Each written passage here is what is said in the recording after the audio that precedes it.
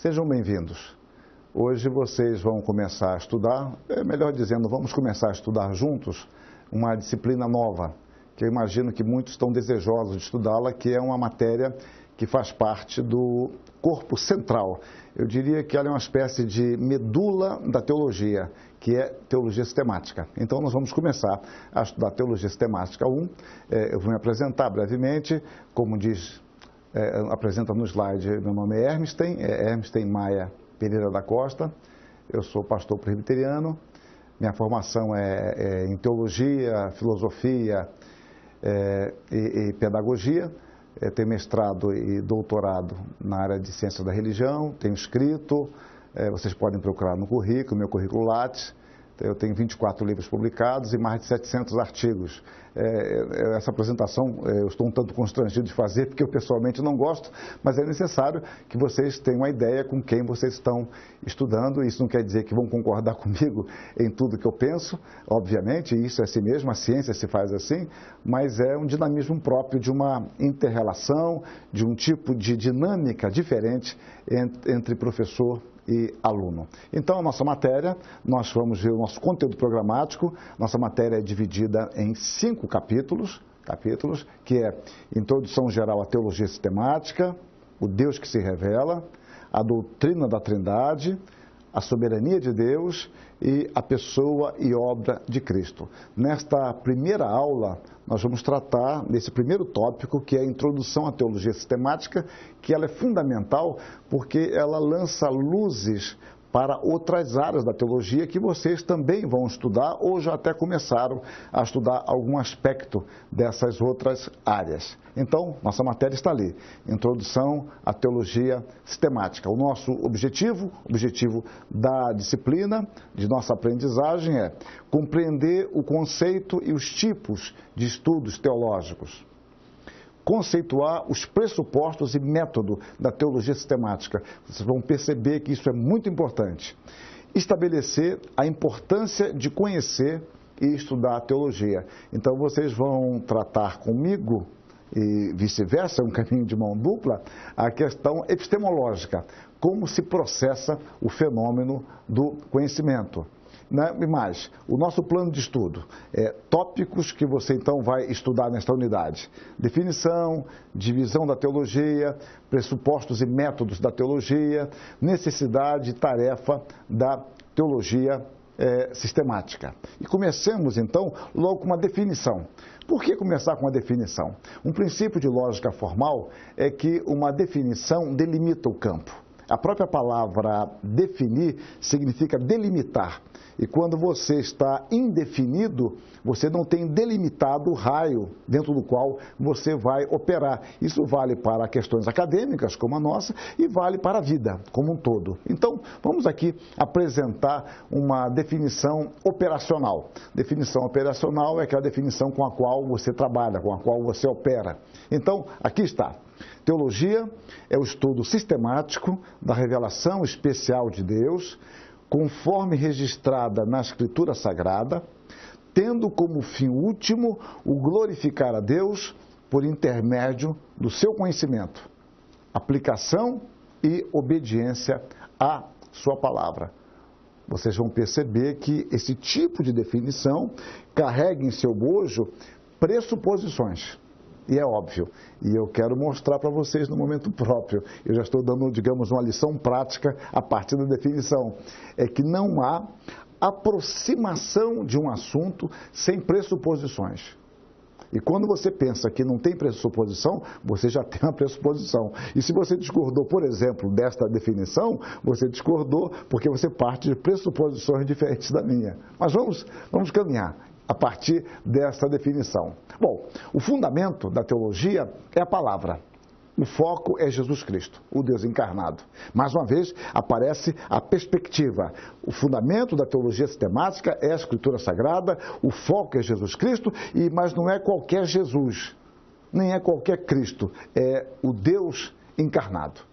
Este é o centro da teologia. Jesus Cristo, ele exerce uma força centrípeta e centrífuga para a teologia. Centrípeta porque todos os temas ele atrai para si e, ao mesmo tempo, todos os temas partem dele. Ele é o centro. Não há teologia bíblica, não há teologia sistemática, não há uma perspectiva cristã da teologia que não tenha Jesus Cristo como centro. Bom, desta concepção, subentende-se, seguindo uma linha de um grande teólogo holandês, Abraham Kuyper, que a teologia ela não é arquetípica, mas sim ectípica. O nome é difícil, dá um certo charme, mas a questão ela é bastante simples. Ou seja, a teologia ela não é gerada pelo esforço de nossa observação de Deus, mas sim o resultado da revelação soberana e pessoal de Deus. Bom, mas por que esse nome? É porque nós temos que voltar ao grego. Arquétipo, arquê, uma palavra grega, quando nós falamos de arquetípica, nós estamos dizendo que a teologia nunca é o fundamento de nossa fé. A teologia não é o ponto de início, não é a alavanca. A teologia, ela é sempre uma cópia. Aí vem a palavra ectipos, que já era usada na filosofia por Berkeley, que significa cópia. Então, a teologia, ela se esforça por ser uma cópia da Escritura Sagrada. A Escritura Sagrada, sim, ela é a fonte de todo o nosso pensar teologia. Então eu digo que uma teologia arquetípica, se é que podemos falar deste modo, pertence somente a Deus, porque somente Deus se conhece perfeitamente, tendo inclusive ciência completa do seu conhecimento perfeito. Ou seja, se houvesse uma teologia perfeita que pudesse ser o arquê de todas as coisas, se há essa teologia, vamos dizer assim, sem querermos ser irreverentes, ela pertence a Deus, porque somente Deus sabe todas as coisas, e Deus não só sabe todas as coisas, mas como sabe que sabe todas as coisas. Então, a nossa teologia é humana. A teologia sempre será o efeito da ação primeira de Deus em se revelar. E esse Deus que se revela, ele inspira e ele ilumina a todos nós por meio do Espírito. Então isso nos conduz a uma atitude de muita humildade, porque nós não somos a palavra final. A nossa teologia não é, obviamente, perfeita. Então a teologia, ela é sempre relativa. Por que relativa? Eu estou usando a palavra relativa, estabelecendo uma conexão de relação. Tomo aqui a definição do grande teólogo suíço do século XX, Karl Barth, quando diz que a teologia é relativa porque ela é relativa à revelação de Deus. Deus precede e o homem acompanha.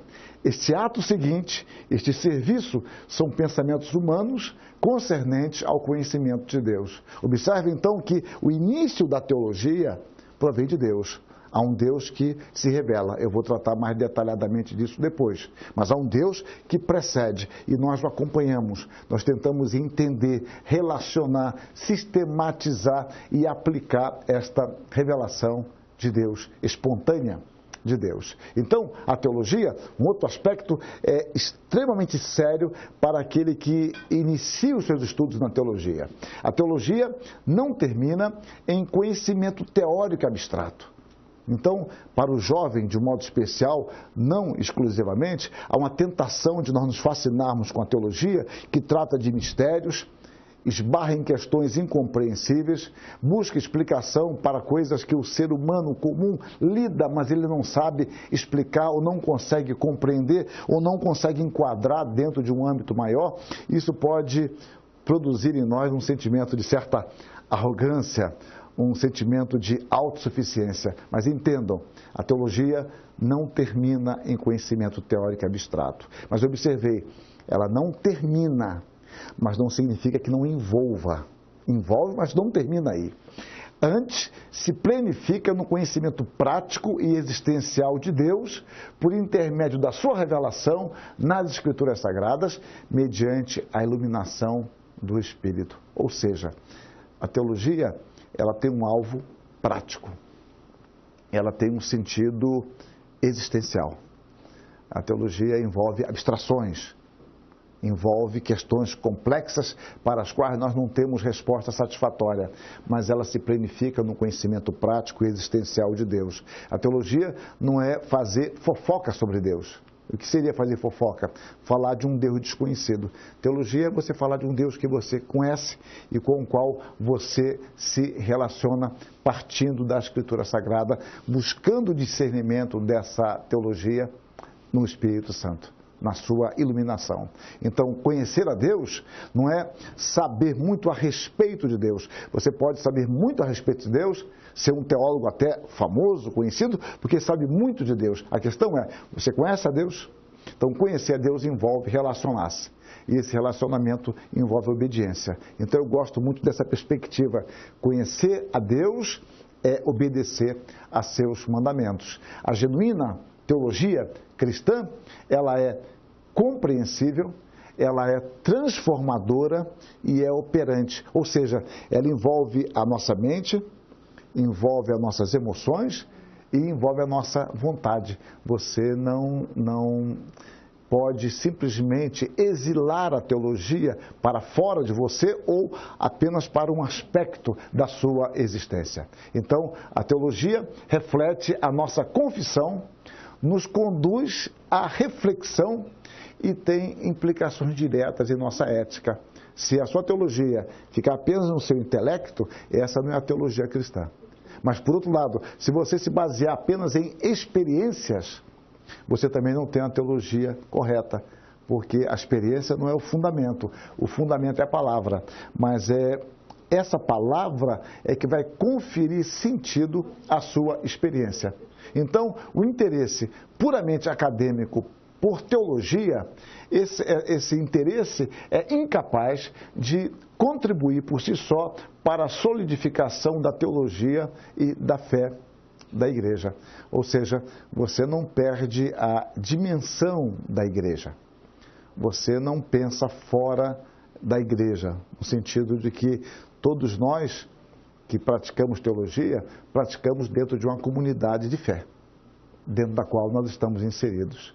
Então, a teologia é uma expressão de fé da igreja amparada na Escritura. Sempre amparada na Escritura, porque você pode simplesmente dar uma suposta autonomia à sua fé e começar a pensar por conta própria. E cada pensamento pode conduzi-lo a um distanciamento, a um atalho que o afaste da plenitude da revelação bíblica.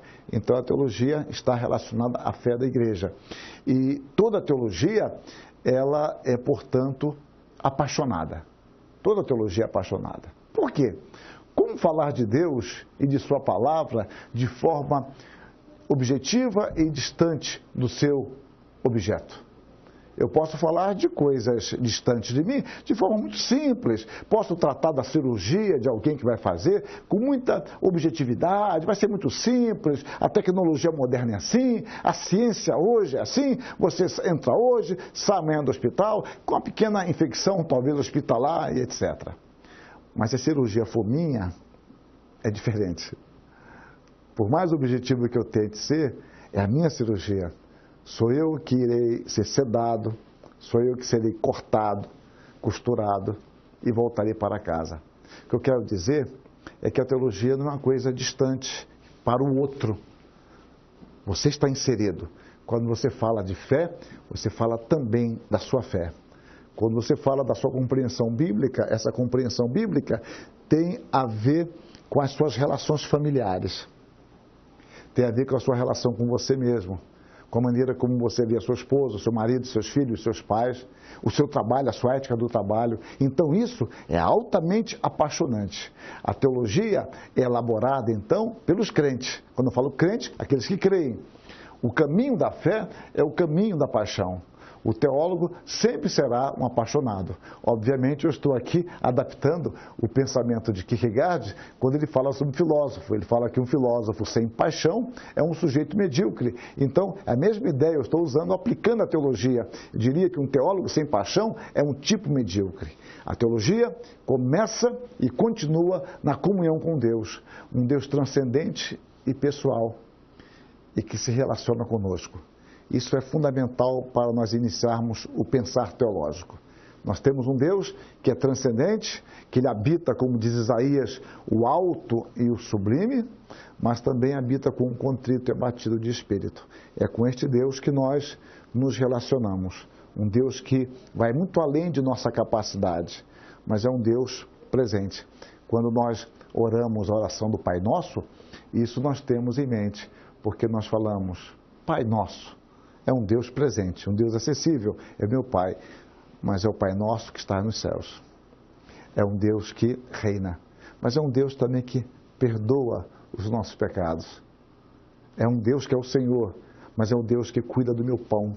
Então eu lido com um Deus transcendente, mas é um Deus que sabe de minha necessidade. Teologia é isso, é ter essa compreensão que trabalhamos com um Deus transcendente e pessoal, porque Ele se relaciona conosco não sendo uma força ou uma energia, mas é um ser pessoal. Por isso, a teologia não é um estudo a respeito de um Deus distante, antes é a reflexão sobre o Deus com quem nos relacionamos, com quem nós perseveramos confiantemente, confiando nas suas promessas, que cultuamos, que adoramos, que louvamos. Reparem, então, nós tratamos academicamente de um Deus que é o nosso Deus, com quem nós nos relacionamos.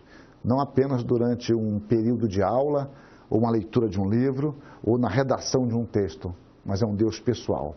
A teologia é serva da igreja, afirma o Alistair McGrath, né, um dos grandes eruditos que temos hoje, britânicos, né, que tem escrito muito, uma obra muito próxima de teologia, história da teologia, e também sistemática, embora a área dele mais é teologia histórica. Mas ele resume bem, a teologia é serva da igreja. Este serviço será relevante, o que nós prestamos, o que nós fazemos, será relevante à igreja se antes a teologia for serva da palavra.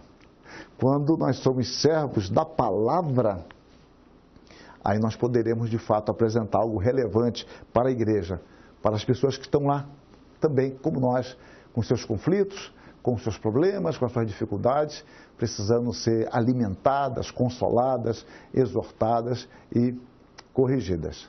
Então, a grande virtude de quem serve é ser encontrado fiel. É isso que o apóstolo Paulo fala lá em 1 Coríntios 4:2. Ele se refere à palavra oikonomos, né? De onde vem a palavra economia, e a figura é do mordomo, que cuida da despensa. Então a despensa está aí, nós trabalhamos com essa despensa que Deus nos deu, e a virtude nossa será ser encontrado fiel na ministração, na administração daquilo que Deus nos confiou.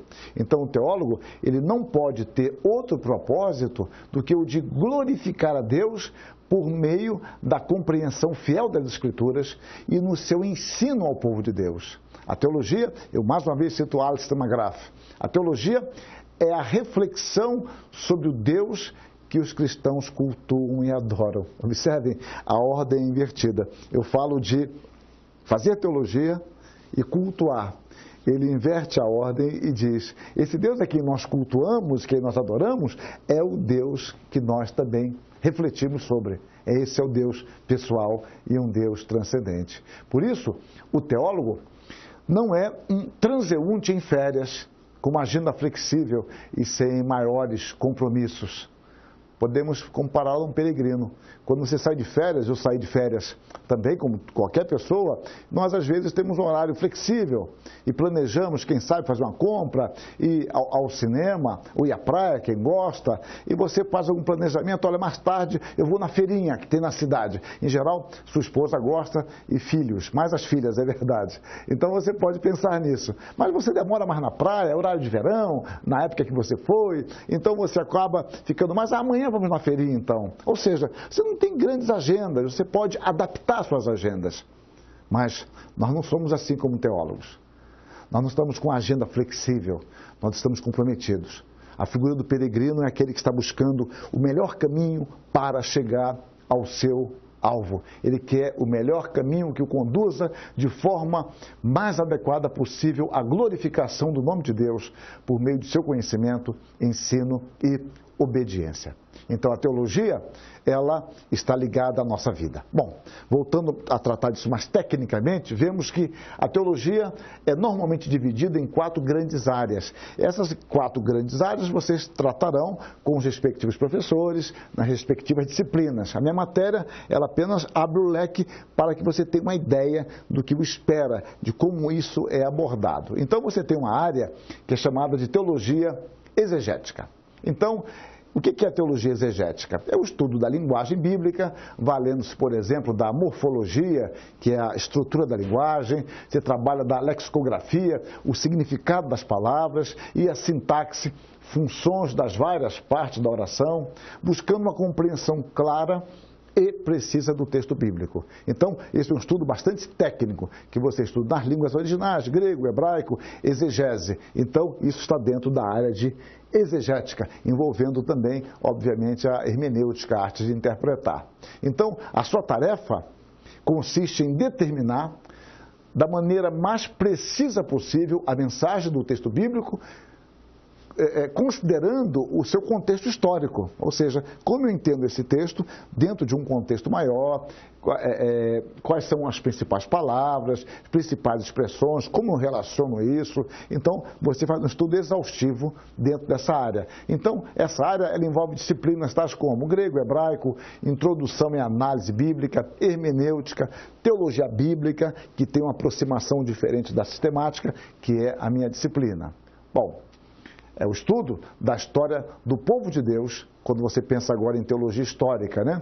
É o estudo da história do povo de Deus, desde o Novo Testamento até os nossos dias. Então você tem teologia exegética, preocupa-se com o texto, a interpretação do texto. A teologia histórica, que vai abranger a história da igreja, a história das missões, desde o Novo Testamento até os nossos dias, né? A teologia sistemática, que é a nossa teologia, eu vou enquadrá-la aqui dentro dos aspectos gerais e depois vamos afunilá-la. Então, a teologia sistemática ou dogmática, no Brasil nós não usamos muito o nome dogmática, é o nome mais comum na Europa, mas o nome dela é sistemática ou dogmática. Então, essa teologia sistemática, considerando a unidade de toda a Escritura, é o estudo sistematizado da revelação especial de Deus, conforme registrado nas Escrituras Sagradas, buscando uma compreensão real e harmônica de todo o desígnio de Deus, por meio de suas relações intrínsecas e extrínsecas, realçando a sua relevância para a vida do povo de Deus. Observe que sempre caminha para o conceito de povo de Deus, a ideia de benefício para a igreja. Então, em outras palavras, sua função, a função da sistemática, é tomar os fatos da Bíblia, abre aspas para o maior teólogo presbiteriano no século XIX dos Estados Unidos, Charles Hodge, determinar sua relação entre si e com outras verdades cognatas, bem como vindicá-las, ou seja, defendê-las e mostrar sua harmonia e consistência. Bom, terceira área que pegamos aqui, a quarta área, melhor dizendo, é a teologia prática. Trata da aplicação prática das doutrinas bíblicas à vida da igreja, envolvendo, por exemplo, a homilética, que é a arte de pregar, a educação cristã, a liturgia e a teologia pastoral, que envolve, por exemplo, aconselhamento cristão.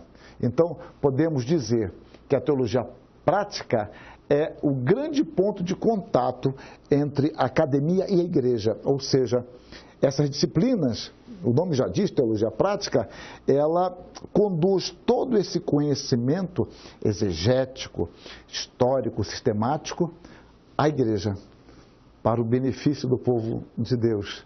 Então, é uma área vital dentro dos seus estudos que vocês terão o estudo próprio, como eu disse, com o docente da área. Bom, visto que toda teologia é comprometida, o alvo de toda reflexão teológica é o culto a Deus e a edificação do povo de Deus para que esse amadureça em sua fé e possa servi-lo com maior integridade. Nós estudamos a respeito de Deus por meio de sua revelação com o propósito de adorá-lo em nossa obediência. Observe então como a questão é bastante prática. Adorar a Deus por meio da nossa obediência. mas obedecer o quê? O que Deus revela, o que Deus deu a conhecer a nós. E a teologia amplia este conceito, nos dando maior clareza do que Deus quis nos dizer e de fato nos disse na sua palavra. Mas para isso eu tenho que compreendê-la melhor. Vejam como há aqui um leque amplo que se abre diante de nós, que nos ajuda a uma maior compreensão do que Deus deseja e como isso se manifesta em nossa vida. Então, vamos ver agora a questão dos pressupostos e métodos da teologia. Então, nós observamos que nenhuma ciência vive sem pressupostos. Eu chamei a atenção lá atrás, na minha definição, eu falei, aqui tem pressupostos. Nenhuma ciência vive sem pressupostos. E a elaboração de um sistema que seja considerado como uma consequência lógica de sua definição prévia. Ou seja, eu construo o meu saber a partir dos pressupostos que eu tenho e, obviamente, eu quero que essa construção seja coerente com essas pressuposições. Como fica demonstrado, a teologia traz consigo alguns pressupostos, dos quais dependem a sua existência. Isso vale para qualquer matéria e eu vou enfocar a questão da teologia sistemática. Então, retomando a definição de teologia que eu apresentei lá atrás, como sendo o estudo da revelação pessoal de Deus, conforme registrada nas Escrituras Sagradas, em forma de esboço, podemos então indicar os seguintes pressupostos. O que eu estou querendo dizer, quando você trata de sistemática, há alguns pressupostos que mesmo que você não fique pensando neles o tempo todo, eles estão ali. Se você tirar esses pressupostos, a sua abordagem terá que ser diferenciada. Bom, vamos lá. Primeiro pressuposto, a existência de um Deus que se relaciona com a criação.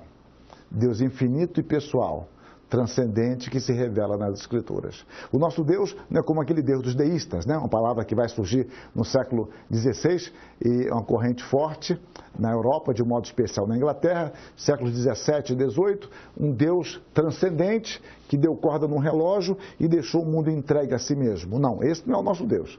O nosso Deus, ele é transcendente, mas ele se relaciona, ele se revela, ele se dá a conhecer. Este é um pressuposto fundamental da teologia. Bom, segundo pressuposto, a realidade da suficiência da sua revelação registrada nas Escrituras. Deus por ele mesmo, sujeito e conteúdo da revelação. Ou seja, esse Deus, ele se dá a conhecer.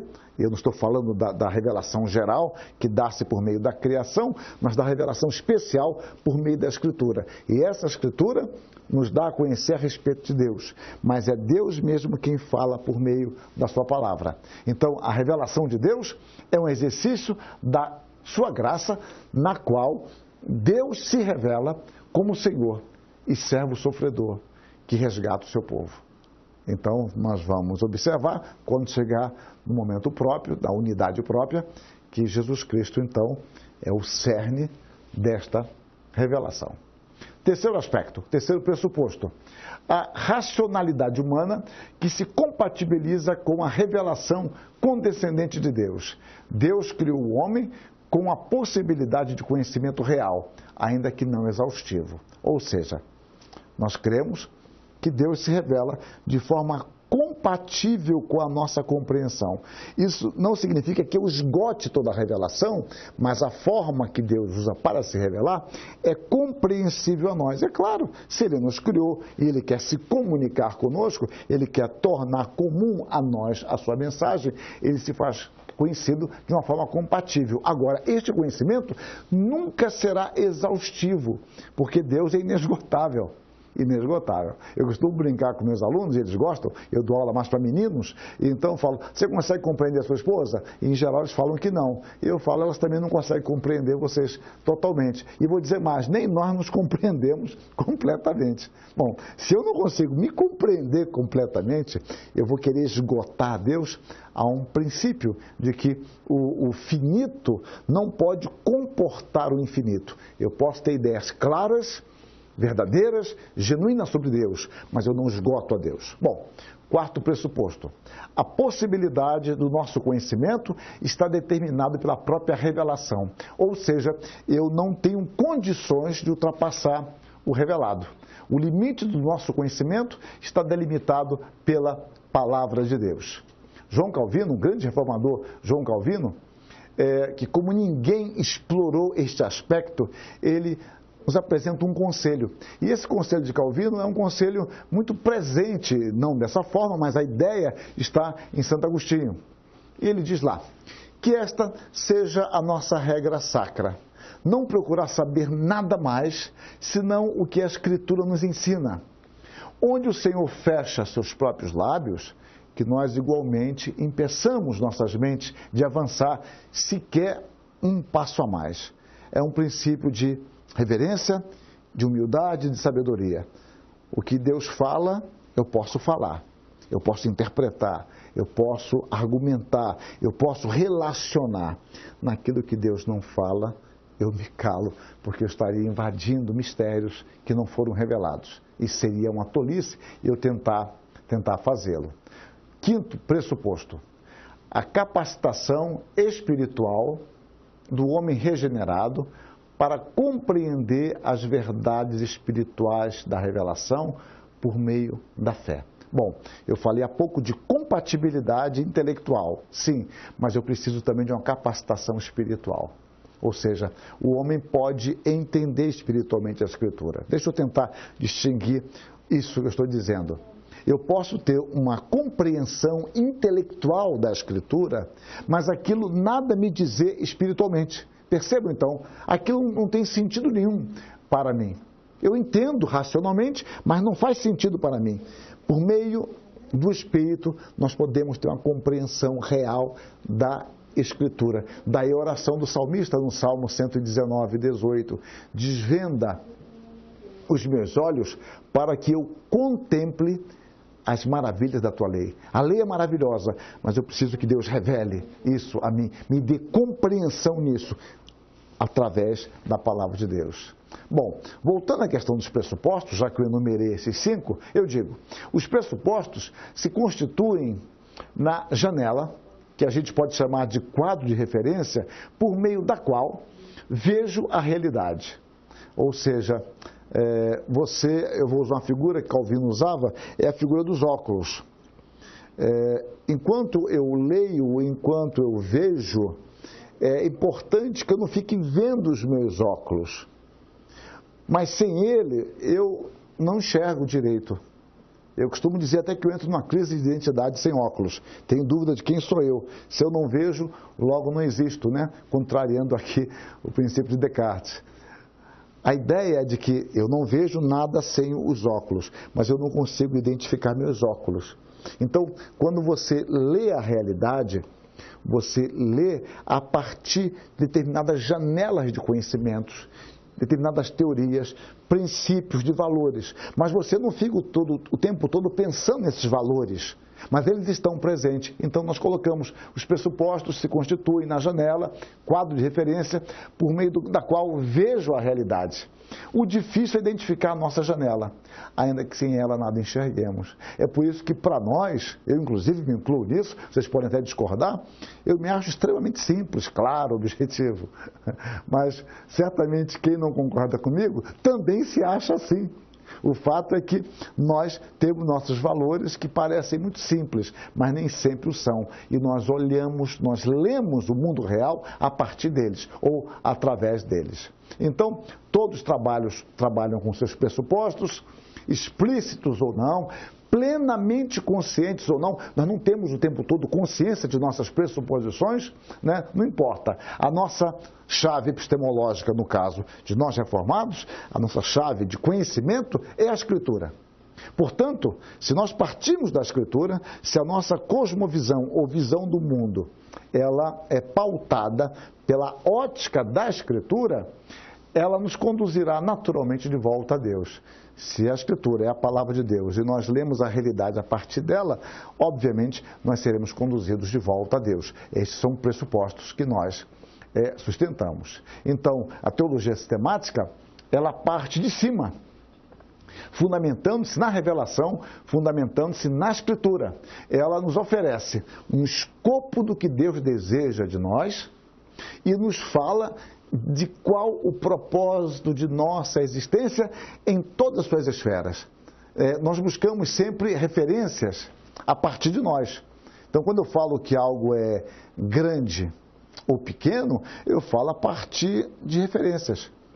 Se o médico falar para você, olha, a sua pressão ocular está muito alta, está com 28, aí você fala, mas qual seria o normal?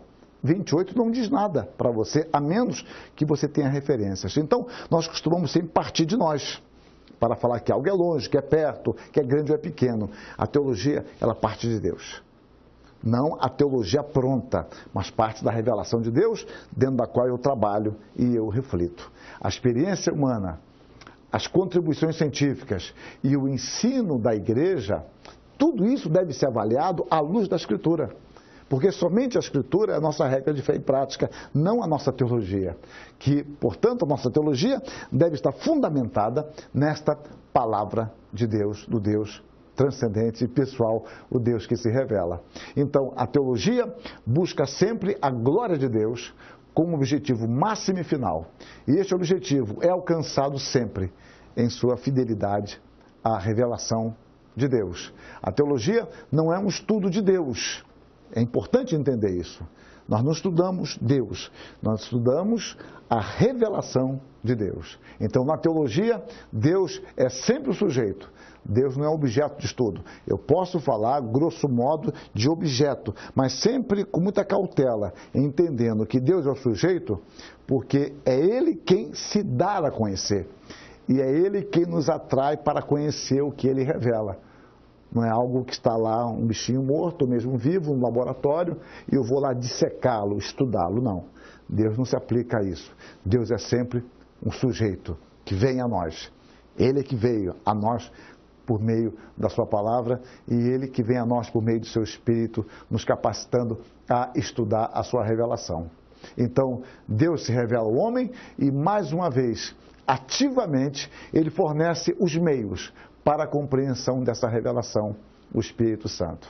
A teologia, como vimos, é sempre o efeito de uma ação primeira, reveladora, inspiradora e iluminadora de Deus por meio do Espírito.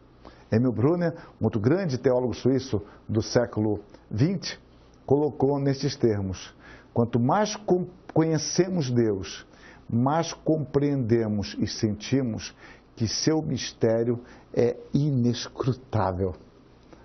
É magnífico isso. A ideia é oposta do que nós pensamos. Conforme nós vamos conhecendo mais, vamos vendo que a coisa se torna mais fácil, que eu vou tendo um domínio maior. Agora resta pouco para eu dominar. Não. Quanto mais nós conhecemos a Deus, nós vamos tendo uma dimensão maior do mistério de Deus, que é inescrutável. Aquilo que Isaías diz e Paulo responde, Paulo repete: ó profundidade da riqueza do conhecimento de Deus.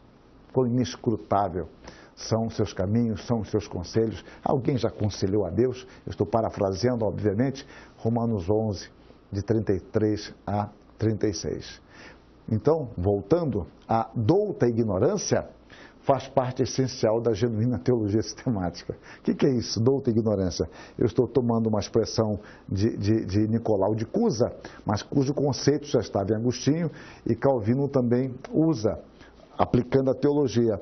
É que nós conhecemos mais a Deus e quanto mais o fazemos, nós vamos tendo uma noção, uma dimensão mais clara da nossa ignorância. Então essa ignorância é sábia porque sabe o quão limitado nós somos e que nós não podemos avançar mais. E mesmo dentro do que Ele nos dá, nós temos uma dimensão de que não esgotamos isto, o revelado. Então, a douta ignorância faz parte essencial da teologia. O conhecimento de nossa limitação não é inato. Antes, é precedido pela revelação. Antes, achávamos que sabíamos muito e nada sabíamos. A revelação vem de Deus, por meio da sua palavra, e vai nos mostrando mais. Eu me permito citar aqui um exemplo pessoal. Eu sou pastor há quase 40 anos e leciono ao mesmo tempo, há 37 anos, desde que eu me formei. E hoje eu sei que conheço menos de Deus do que conhecia antes. Ou, dito de uma outra forma, eu tenho consciência de que Deus é muito maior para mim hoje do que quando eu me formei. A ideia de que quanto mais você estuda sobre Deus, aumenta a sua compreensão do mistério. Essa é a ideia. Então, sem a revelação de Deus, não há teísmo, não há ateísmo, nem agnosticismo. Se Deus não se revelasse, nós jamais o conheceríamos e jamais o negaríamos. É uma ideia que jamais teríamos. É no encontro com Deus que tomamos conhecimento de nossas limitações. Então, sem a revelação, o homem passaria toda a sua vida, estaria na eternidade sem o menor conhecimento de Deus. Por mais engenhosos que fossem os seus métodos, por mais sistemáticas que fossem as suas pesquisas, por mais que evoluísse a ciência, o homem nunca conseguiria chegar a Deus, ou mesmo a ideia de Deus. Nós ignoraríamos totalmente a Deus e ignoraríamos a nossa própria ignorância.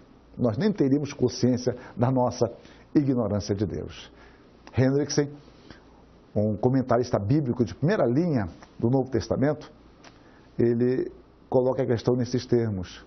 No Filho temos a revelação última de Deus. Da mesma forma como é verdade que quem viu o Filho viu o Pai, também é verdade. Quem não viu o Filho não viu o Pai. Digo eu, Jesus Cristo então é a medida da revelação. Nós conhecemos a Deus por meio de seu Filho, de Jesus Cristo. Daí eu volto ao ponto. Jesus Cristo é o centro da revelação, é o centro da fé cristã e é o centro de toda a teologia. Lembremos-nos então, mais uma vez, das palavras de Abraham Kuyper. O homem não pode se colocar sob a Bíblia para fazer uma investigação de Deus. Deus é quem se comunica, é Deus quem vem ao nosso encontro, é Deus quem se dá. Ele é sempre o sujeito, nunca objeto nessa relação de conhecimento epistemológico, sujeito e objeto. Deus transcende essa mera relação, ele é sempre sujeito. Na revelação ocorre uma mudança de referência, como eu falei há pouco. Eu começo por mim, na relação com Deus, começa-se por Deus. Deus é o sujeito, é Ele quem vem ao nosso encontro. Nós que nos acostumamos sempre a pensar a partir de nós, e é natural, às vezes eu falo para alunos meus em alguma cidade do Brasil, e pego, por exemplo, 2 bairros distantes, e pego onde nós estamos. Então, vamos supor que eu esteja em São Paulo, um lugar que eu também trabalho, então lá eu estou no Campo Belo. Campo Belo é Zona Sul, perto do aeroporto de Congonhas. Então eu estou lá e tem alunos que moram em Suzano, por exemplo, que já é um outro município, ou que moram no extremo da Zona Leste, ou extremo da Zona Sul, ou da Norte, e eles podem dizer, é longe o seminário? E a minha pergunta é, o seminário é longe ou você que mora longe? E eles podem brincar comigo. Ah, o senhor acha perto porque eu sou se hospeda aqui. E de fato, se eu compro meu hospedo lá, eu acho pertíssimo. Sair do meu quarto, tomar um café e ir para a sala de aula. Mas para eles não. Mas é isso. E é claro, quando eu estou em outro lugar, eu acho distante também a partir de onde eu estou. Quando eu vou para o Nordeste, a gente fala, puxa, o Nordeste é tão longe. E quando você está lá, eles falam, poxa, São Paulo é tão longe, Maringá é tão longe, Rio de Janeiro é tão longe. Ou seja, as referências. Então, nós nos acostumamos a pensar a partir de nós. Nós devemos entender que nós não somos a medida de todas as coisas. É uma forma habitual de pensar, mas nós não somos. Eu estou voltando àquela frase tão difundida no Renascimento, voltando aos sofistas, né, a Protágoras, na sua obra perdida, né, a Letéia, quando ele diz, o homem é a medida de todas as coisas, das que são enquanto são e das que não são enquanto não são. Essa frase é revivida no humanismo renascentista. Mas nós não somos a medida, nós não somos o padrão de avaliação de todas as coisas, nós não somos o ponto de partida. Somos o fim da revelação graciosa de Deus. Ou seja, Deus se revela a nós, mas nós não somos o ponto de partida. A teologia, então, reconhece a centralidade real de Deus em todas as coisas, tendo como alvo principal a glória de Deus. sabendo que as demais coisas serão acrescentadas. Então, observem, nós não estamos aqui pensando em simplesmente trazer conforto para o homem, simplesmente querer compreender as coisas. Não. Nós queremos glorificar a Deus. E nós glorificamos a Deus sendo-lhe obediente. E nisto, nós temos mais conhecimento. Nós trazemos conforto para o homem. Trazemos uma mensagem de maior compreensão do sentido da vida, do sentido da morte, sentido da eternidade. Ou seja, nós ajudamos realmente as pessoas quando nós tiramos o foco primeiro delas e olhamos para Deus.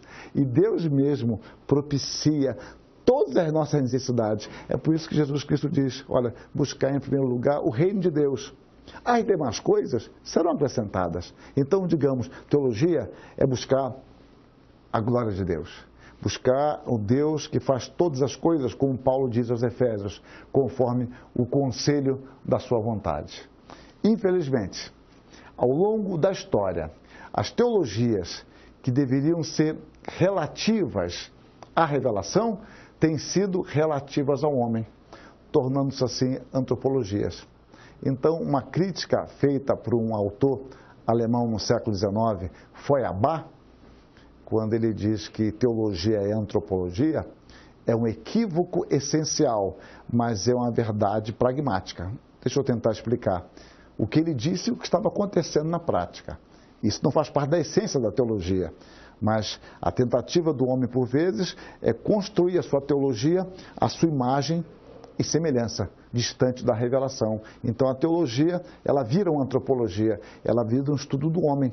Então, eu quero conhecer o homem, eu conheço o Deus que ele forjou, que ele crê, porque ele é a expressão do Deus que ele cria.